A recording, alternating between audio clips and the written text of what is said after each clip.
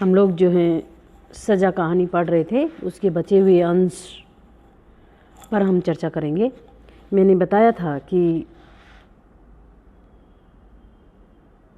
दोष उसके पिताजी को सज़ा हो जाती है, सज़ा के बाद उनको रियायत भी मिल जाती है, जेल हो जाती है, तो जेल के बाद उनके मामा उनको छुड़ा लाते हैं और केस जो है उनका चल रहा है।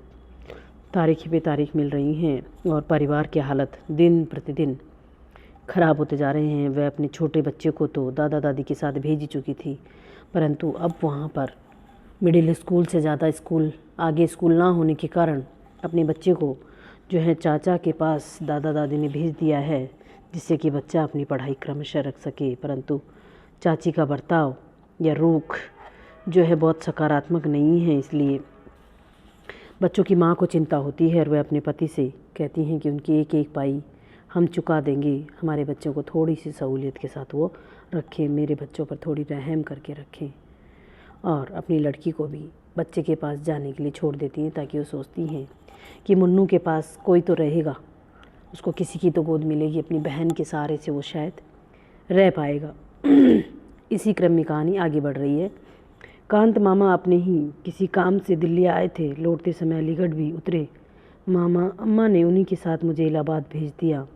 कांत मामा ने एक बार कहा था ज़रूर कहा था कि कलकत्ता भेज दो, वहाँ पढ़ लेगी, पर क्या मैं पढ़ने जा रही हूँ? पढ़ना तो बस यूँ ही था, मुझे तो मुन्नू को तसल्ली देनी थी। वह रोए तो भी उसे अपनी गोद में रुलाना था, और उस दिन मैं चुपचाप बड़ी हो गई थी, अम्मा की तरह बड़ी, अर्थात बिना कोई सवाल जवाब किए। क्यों? क्योंकि मैं उन परिस्थितियों को क्या कर रही थी, समझ रही थी, और मेरे पास इसके अलावा कोई चारा भी नहीं था। तो मैं सचमुच उस दिन बड़ी हो गई थी कि एक समझ जो थी वो शायद मुझ में विकसित हो गई थी।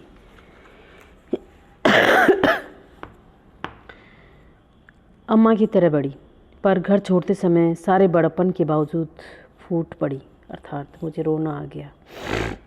अम्मा की हालत देखकर घर का अधिक काम मैंने संभाल रखा था, अब क्या होगा? इस हालत में अम्मा कैसे सब काम करेगी? रोज़ रोज़ के बुखार ने उन्हें हड्डियों की गठरी बना दिया था, पर अम्मा को तसल्ली देने वाले पापा हैं, रोने के लिए पापा की गोदी है। मुन्नू तो वहाँ अकेला है। अभी मेरी सबसे ज़्यादा ज़रूरत मुन्नू को ही है, इसलिए मैं चुपचाप वहाँ से चल पड़ी थी। रास्ते में कांत मामा ने मुझसे पूछा था, शारदा को रोज़ बुखार रहता है, किसी डॉक्टर को दिखाया या नहीं? नहीं, और मुझे रोना आ गया। तो मामा ने तसल्ली दी, रोते नहीं बेटे, अब बहुत जल्द ही सब ठीक हो जाएगा। पापा ने तो कई बार कहा था कि दिखा दो, पर अम्मा मानती ही नहीं, कहती है डॉक्टर झूठ मूठ को वहम में डाल देते हैं। मामा चुप हो गए थे। मामा क्या समझते नहीं थे, अम्मा इसलिए नहीं दिखाती कि डॉक्टर और दवाई का खर्चा कहाँ से आएगा।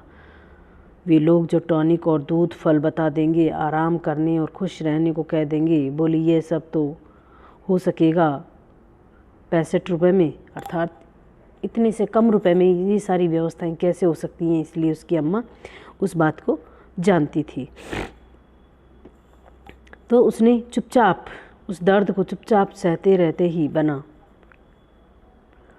पर उनसे कहती क्या, वकीलों का सारा खर्चा तो वह कर ही रहे हैं, और वकीलों पर कितना खर्च होता है क्या मैं जानती नहीं थी। अर्थात वकालत का खर्चा तो मामा कर ही रहे थे, इसलिए वह और ज़्यादा अधिक परेशान उनको नहीं करना चाहती थी। मुन्नू मुझे देखते ही चिपट पड़ा और रो दिया था। मुझे भी रोना आ गया था। चाची ने ज़रूर कुछ कहा था, पर अपने ही रोने में हमने सुना ही नहीं। मुन्नू को गले लगाकर मुझे कैसा लग रहा था मैं बता नहीं सकती। इतना ज़रूर लगा कि उसे सचमुच किसी गोदी की ज़रूरत थी, किसी सहारे की। मैं चाची से बातें कर रही थी, उन्हें मेरा आना अच्छा नहीं लगा था, यह साफ था, पर मैं ही कौन अपनी इच्छा से आई हूँ।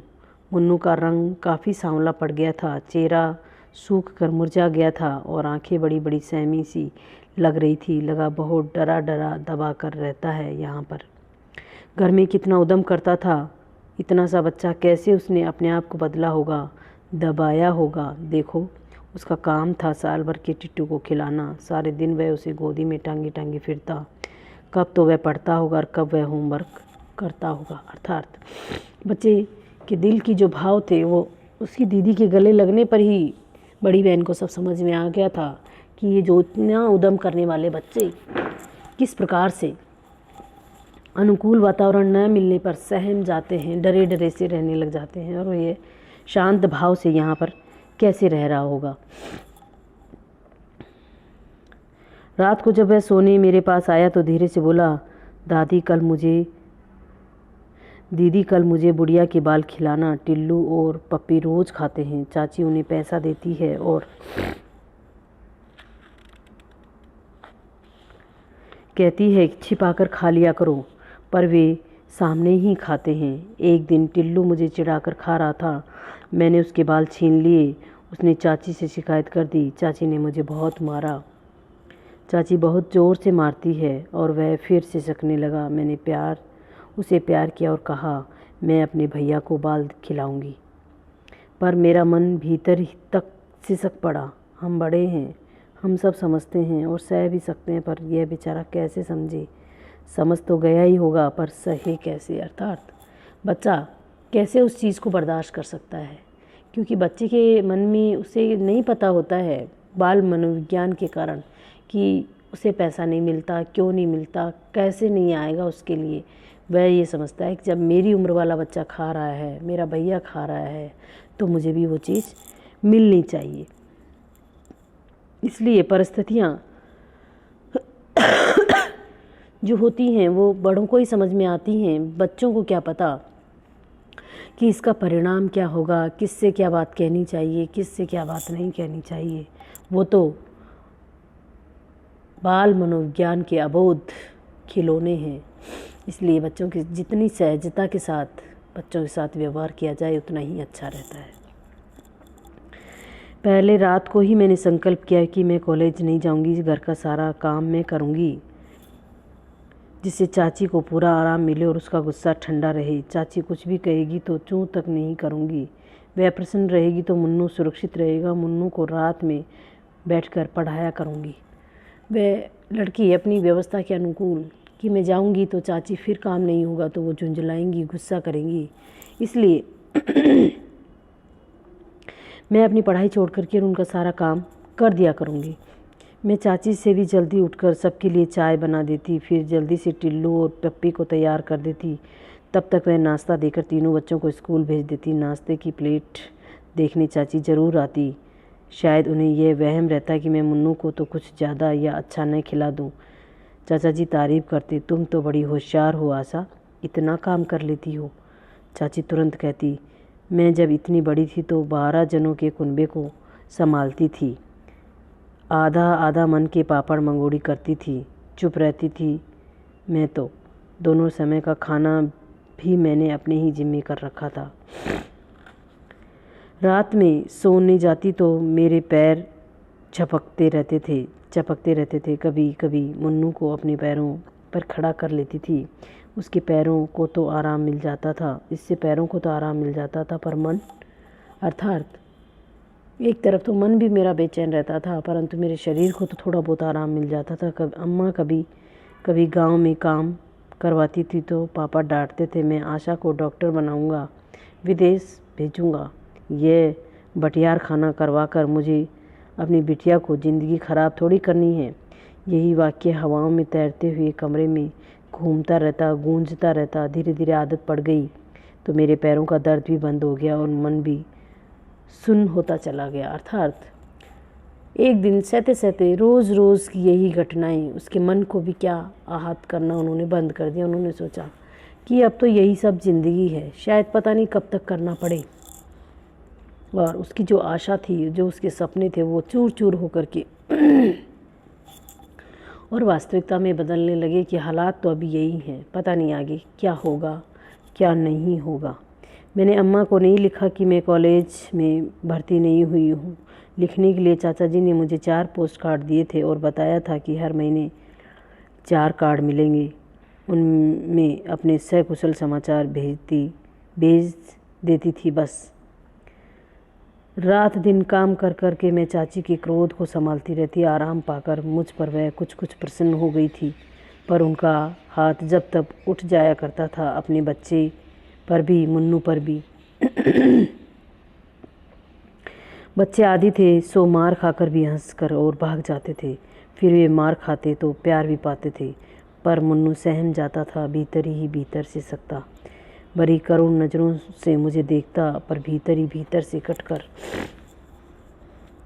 भी ऐसे सुअवसरों पर मैं कुछ नहीं बोलती थी।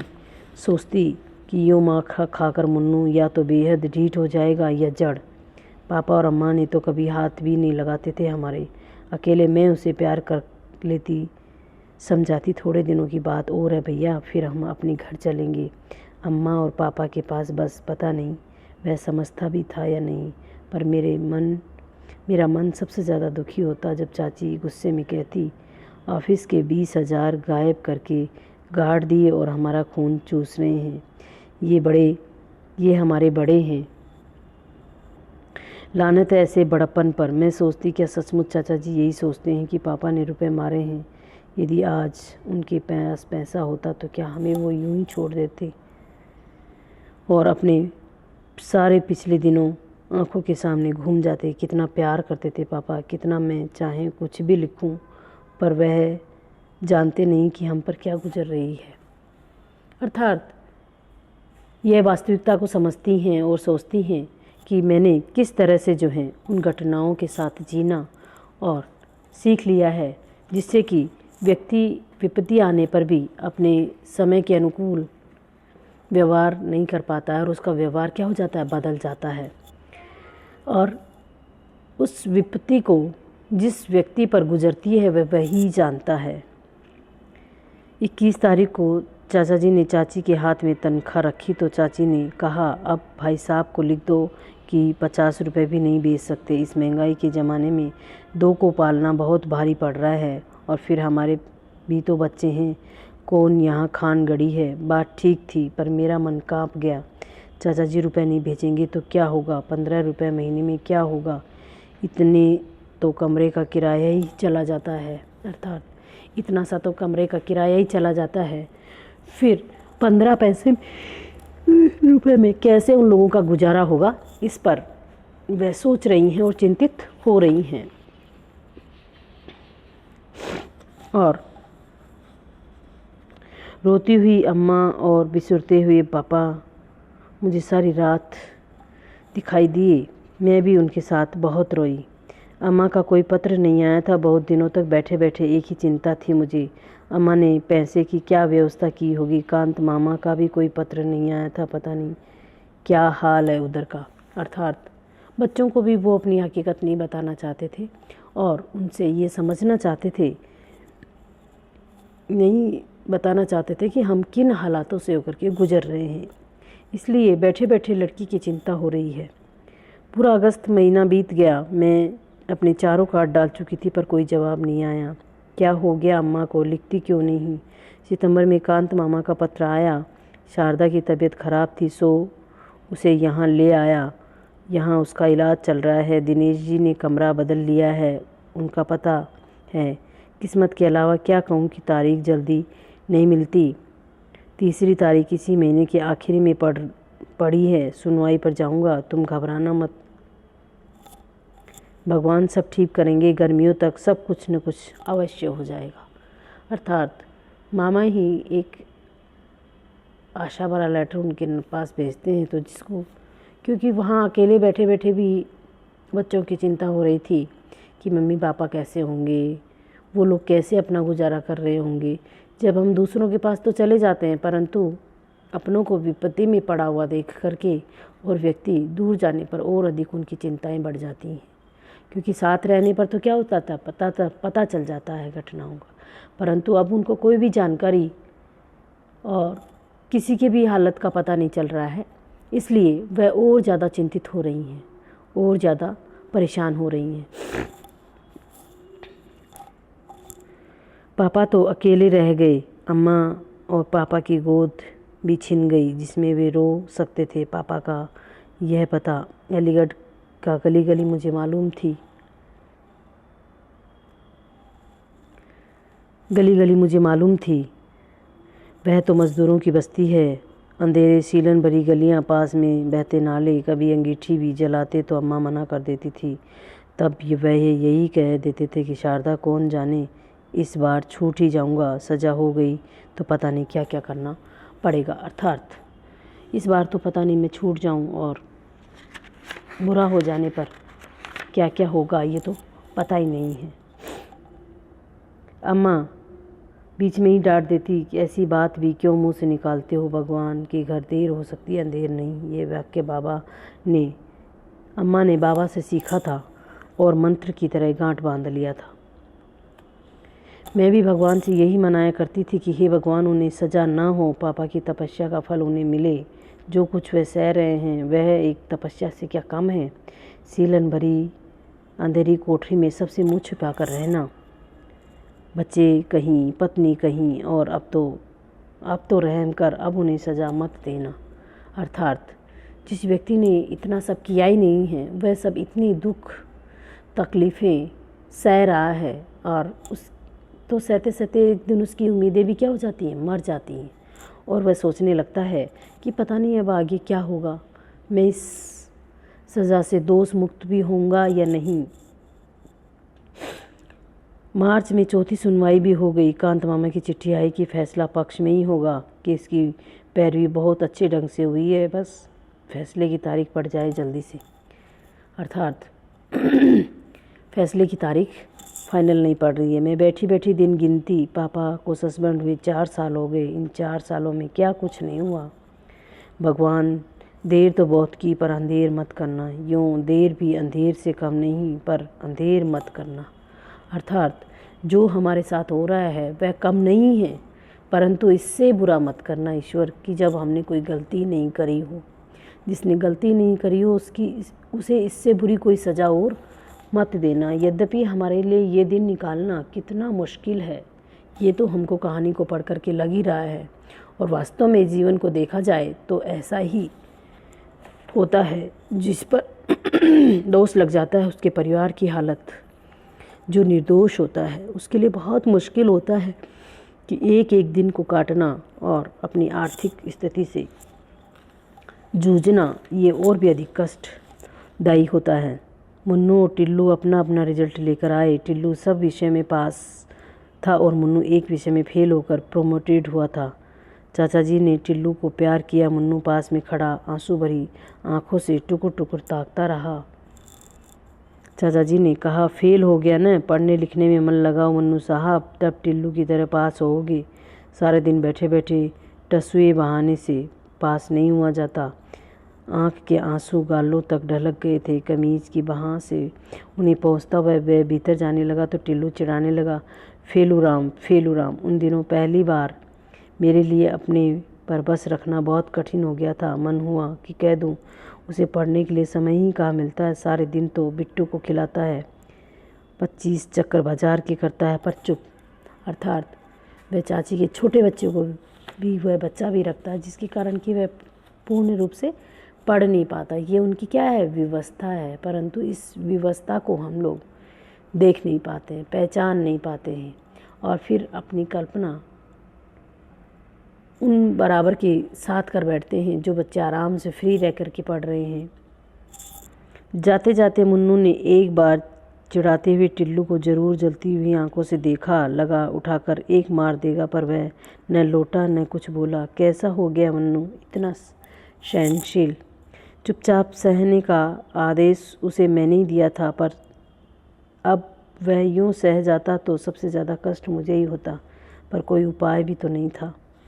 अर्थात कोई उपाय नहीं था। क्योंकि परिस्थितियों को झेलने के अलावा व्यक्ति क्या कर सकता है, कुछ नहीं कर सकता। मुन्नू की छुट्टियां हो गई थी। सोचती थी कि शायद कांत मामा या अम्मा का कोई पत्र आएगा कि तुम लोग आ जाओ, तो पर किसी ने कुछ नहीं लिखा। पापा तो कभी कुछ लिखते ही नहीं हैं। अम्मा कभी कभी 2 लाइनें लिख देती थी, मैं धीरे धीरे ठीक हो रही हूँ, तुम चिंता मत करना। लीला को आशीर्वाद और बच्चों को प्यार। चाचा की मदद करना, तंग मत करना। मुझे हर बार लगता था कि कितनी झूठी चिट्ठी लिखती है अम्मा, पर क्या करें, हालात ऐसे बन गए हैं कि वह अपने बच्चों को प्यार से 2 शब्द भी नहीं लिख पाती हैं। क्यों? क्योंकि ये चिट्ठी चाचा चाची के हाथ भी लग सकती है, तो उनको किसी भी बात को जानबूझ के भी बुरा लग सकता है। इसलिए वह ऐसा नॉर्मल सामान्य सी चिट्ठी लाइन लिख देती हैं कि मैं ठीक हो रही हूँ और अपने चाचा चाची का ध्यान रखना। पर धीरज की अवधि खिंचते खिंचते 1 साल तक पहुँच गई। पिछले मार्च में सुनवाई हुई थी और अब इस साल का अप्रैल है, अर्थात 5वां साल भी आ गया है। आप ये देखिए कि एक निर्णय में यदि 5-5 साल का इतना लंबा समय लगे तो किसी पर क्या गुजरेगी और किन परिस्थितियों का सामना करते हुए वह अपने आप को जिंदा रख सकता है। तो ये बहुत मुश्किल है। अब तो मुझे लगा था कि जैसे ज़िंदगी भर हमने इसी तरह रहना है, बस इसी तरह। क्यों? क्योंकि उस वैसे रहते रहते व्यक्ति क्या हो गया, आदी होने लग गया था। अब मैं भी कॉलेज पढ़ने नहीं जाऊंगी। मुन्नू हर साल एक विषय में फेल होकर जैसे तैसे प्रमोट हुआ करेगा। अम्मा शायद हमेशा बीमार रहकर मामा के यहाँ इलाज करवाती रहेंगी। पापा वैसे ही सीलन भरी बदबूदार कोठरी में अपना खाना आप पकाया करेंगी। और अभी आज पापा की ये चिट्ठी आई, उनके हाथ की लिखी पहली चिट्ठी। मैंने 1000 बार उसे देखा पढ़ा होगा। जैसे उस कार्ड को छूकर पापा की हालत का सा ज्ञान हो जाएगा। पापा ने हमें बुलाया नहीं, कहने से चाचा जी ले जाएंगे, इस बार ज़रूर जाएंगे, चाहे कुछ भी हो जाए। कांत मामा को लिखूं, वे लेते जाएंगे। कल सवेरे 10 बजे फैसला है। हम दोनों कांत मामा के साथ आ गए। धर्मशाला में छोड़कर मामा पापा को लेने चले गए। पूरी उम्मीद थी कि इस बार अम्मा ज़रूर आ जाएगी, पर वह नहीं आई। मामा ने इतना ही कहा कि उसकी हालत लाने जैसी नहीं थी। फैसला हो जाए तो तुम लोग वहीं चलना।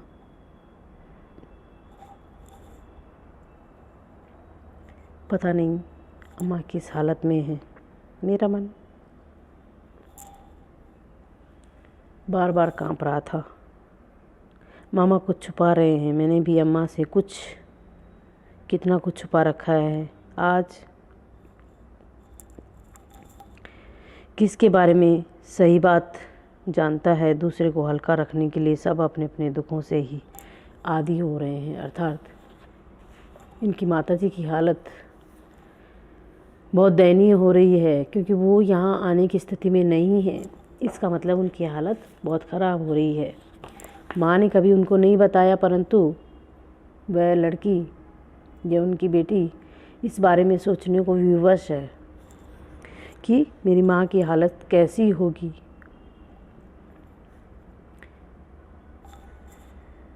पापा आए तो मैं और मुन्नू उनसे लिपट गए। पापा को भी हम लोग ऐसे ही लग रहे होंगे। कितने कितने आंसू बह गए हम तीनों के। कांत मामा भी।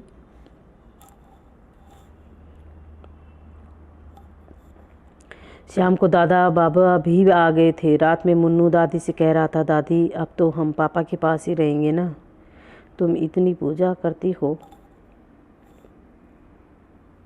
अपने भगवान से कहो कि हमारे पापा को छोड़ दो। हाँ बेटा, तू अपने पापा के पास ही रहेगा रात दिन, भगवान से तो यही कहती हूँ। अर्थात फैसला शायद आने वाला है और इसी स्थिति के लिए वो तैयार है कि जो है जल्दी फैसला आ जाए और बच्चों की किस तरह की हालत होती है और वो बच्चे अपने माँ बाप के बिना कैसे तरस जाते हैं उनके साथ रहने के लिए। यही कहानी हमें इन स्थितियों से पता चल रही है। आगे थोड़ी सी कहानी और बची हुई है जो हम लोग कल देखेंगे।